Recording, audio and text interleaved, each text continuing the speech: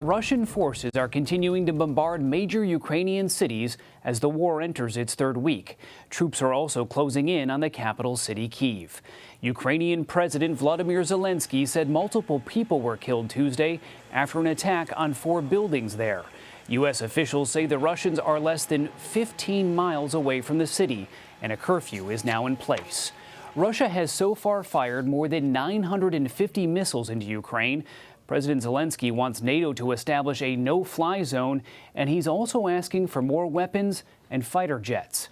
Now, several major cities in Ukraine are being targeted by Russian shelling and airstrikes. Besides the capital, Kharkiv, Mykolaiv, and the southern port city, Mariupol, are also under siege. We have a team of correspondents in Ukraine and at the White House covering the latest on the conflict. We begin with CBS Evening News anchor and managing editor Norah O'Donnell, who is at the border between Poland and Ukraine. Norah, it's good to see you. What is the latest on the ground there? Yeah, good evening to you, Ben. Well, today we learned that the refugee numbers continue to grow. More than 3 million refugees. We're here on the border. This is one of the main points where hundreds of thousands of refugees come through. It's past midnight here in Poland, and the buses line up here. People get on those buses and then are taken to areas to find out where they'll go next, whether it's Warsaw or Krakow, or whether they have connections somewhere in Europe or the United States.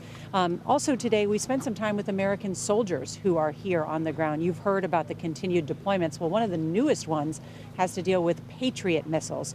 And those Patriot missiles are some of the most sophisticated surface-to-air missile defense systems in the world. And the reason that they have been deployed here to Poland is as an act of deterrence against Russian aggression. And of course, it's not just the United States that's doing that. It's a lot of our NATO partners have anti-missile defense systems all along the eastern flank to protect. So it was good to spend some time with our American soldiers here, learn a little bit more about that.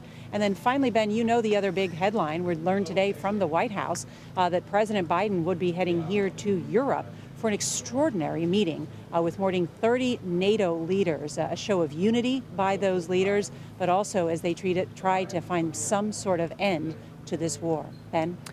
Norah, you know, I keep thinking of these Ukrainians who just a few weeks ago were living their lives and now they're refugees in another country. You've mentioned you've talked to some of them. What are they saying about their experience and what's ahead for them? What's their future? You know, Ben, just think about it. I mean, I think many of these refugees never thought that war would come to Ukraine, even with the threats from Russia. And so then many of them left with just what we would refer to as like a carry-on suitcase. That's it. You know, one family we spoke with, they said they packed so quickly. They were from Kharkiv. They packed their summer clothes, and so they don't have anything. You know, it's difficult because a lot of people have never left the country of Ukraine. Some of them, one family we talked to said they've never even been to here in Poland, and they speak Russian, and the people here, of course, speak Polish, and they're staying in a home where there's a language barrier, and they're complete strangers. So it's a really difficult situation, Ben, and I also think about the children.